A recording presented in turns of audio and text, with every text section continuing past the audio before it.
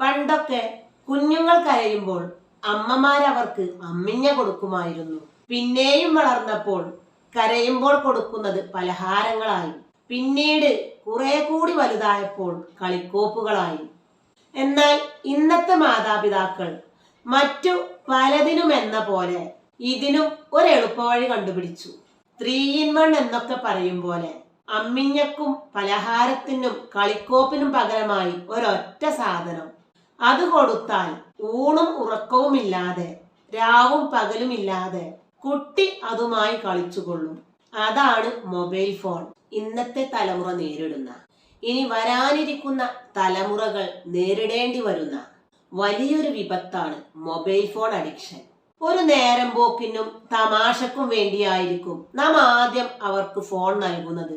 പിന്നെ അമ്മമാർക്ക് കുഞ്ഞുങ്ങൾ കരയാതിരിക്കാനും നല്ലപോലെ ഭക്ഷണം കഴിക്കാനും അവരുടെ വീട്ടുജോലികൾക്ക് തടസ്സമില്ലാതാവാനുമുള്ള ഒരു എളുപ്പ വഴിയായി ഇത് മാറുന്നു. ആദ്യം അമ്പരപ്പ്, പിന്നീടൊരു കൗതുകം, പിന്നീടൊരു ശീലം. പോകെ കുട്ടികളിൽ അത് മാറ്റാൻ പറ്റാത്ത ഒരു ദുശ്ശീലമായി മാറുന്നു. സോഷ്യൽ മീഡിയയുടെ ഉപയോഗത്തെയും ദുരുപയോഗത്തെയും കുറിച്ച് പല രാജ്യങ്ങളും ഞെട്ടിക്കുന്ന വിവരങ്ങളാണ് പുറത്തുവിടുന്നത്. പാശ്ചാത്യ രാജ്യങ്ങളിൽ 10 വയസ്സിന് താഴെയുള്ള കുട്ടികളിൽ അധികവും സോഷ്യൽ മീഡിയയുടെ കൈപ്പിടിയിൽ ഒതുങ്ങിക്കഴിഞ്ഞു. ലോകത്തിൽ എവിടെയും കണ്ടെത്തുന്ന നവ സാങ്കേതിക വിദ്യ വളരെ പെട്ടെന്ന് തന്നെ നമ്മുടെ നാട്ടിലും എത്തുന്നു. ഇന്റർനെറ്റും മൊബൈലും ലാപ്ടോപ്പുമെല്ലാം നഗര ഗ്രാമ വ്യത്യാസമില്ലാതെ തന്നെ കുട്ടികൾ ഉപയോഗിക്കുന്നുണ്ട്. ഫേസ്ബുക്കും ട്വിറ്ററും ഇൻസ്റ്റഗ്രാമും ത്രെഡ്സും പിൻസെറ്റും ഗൂഗിൾ പ്ലസും സ്നാപ്ചാറ്റും സീക്രട്ടുമെല്ലാം 13 വയസ്സിന് മീതെയുള്ള കുട്ടികൾക്ക് മാത്രമേ ഉപയോഗിക്കാൻ പാടുള്ളൂ. വാട്സപ്പ് കൈകാര്യം ചെയ്യാനാവട്ടെ പ്രായം 16 ആവണം. പക്ഷെ നമ്മുടെ മക്കൾ തെറ്റായ വിവരങ്ങൾ നൽകി സോഷ്യൽ മീഡിയയിൽ സജീവമാവുന്നു. എന്നാൽ സോഫ്റ്റ്വെയർ രംഗത്തെ മാസ്റ്റർ ബ്രെയിനും ലോകത്തിലെ ഏറ്റവും വലിയ സമ്പന്നരിൽ ഒരാളുമായ ബിൽ ഗേറ്റ്സ് മക്കൾക്ക് 14 വയസ്സ് വരെ മൊബൈൽ ഫോൺ കൊടുത്തിരുന്നില്ല. ദിവസവും ഒരു നേരമെങ്കിലും തീന്മേശയിൽ കുടുംബാംഗങ്ങൾ ഒന്നിച്ചിരുന്ന് സംസാരിക്കുമായിരുന്നു. ഇനി ഐപാഡും ആപ്പിൾ ഫോണും വിപണിയിലിറക്കിയ ആപ്പിൾ മേധാവി സ്റ്റീവ് ജോബ്സ് തന്റെ മക്കൾക്ക് ഐഫോൺ ഉപയോഗിക്കാനായി നൽകിയിരുന്നില്ല. സ്റ്റീവും കുടുംബവും എല്ലാ ദിവസവും വൈകിട്ട് ഒരുമിച്ചായിരുന്നു അത്താഴം കഴിച്ചിരുന്നത്. എന്നാൽ നമ്മുടെ മക്കളോ ടിവിക്കോ ടാബിനോ മുന്നിലിരുന്നല്ലാതെ ഭക്ഷണം കഴിക്കാറുണ്ടോ? സിനിമയും സീരിയലുകളും ഗെയിമുകളും കണ്ട് ഭക്ഷണം കഴിക്കുമ്പോൾ എന്താണ് എത്രയാണ് കഴിച്ചതെന്ന് അവർ ഒരിക്കലും അറിയാറില്ല. ഇനി കഴിക്കുന്ന ഭക്ഷണത്തിന് വല്ല രുചി വ്യത്യാസമുണ്ടോ?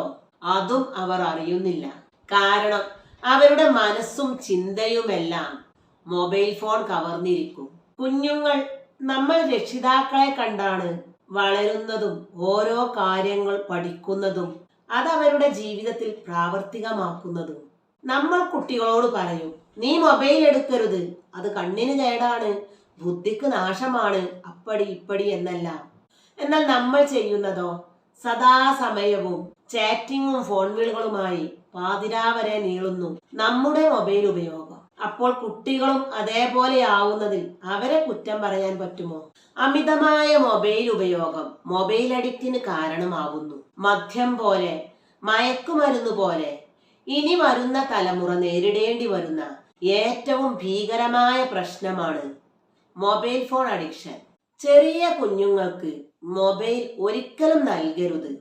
കാരണം കുഞ്ഞുങ്ങൾക്ക് ഇതിന്റെ റേഡിയേഷൻ താങ്ങാൻ കഴിയില്ല.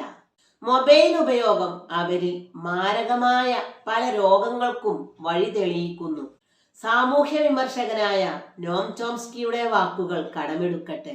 It is okay to own a technology, but not okay is to be own by technology. ടെക്നോളജിയുടെ ഉടമസ്ഥനാവുന്നത് നല്ല കാര്യം. എന്നാൽ ടെക്നോളജി നമ്മുടെ ഉടമസ്ഥനാവുന്നതോ? അമിതമായാൽ അമൃതും വിഷമാണ്.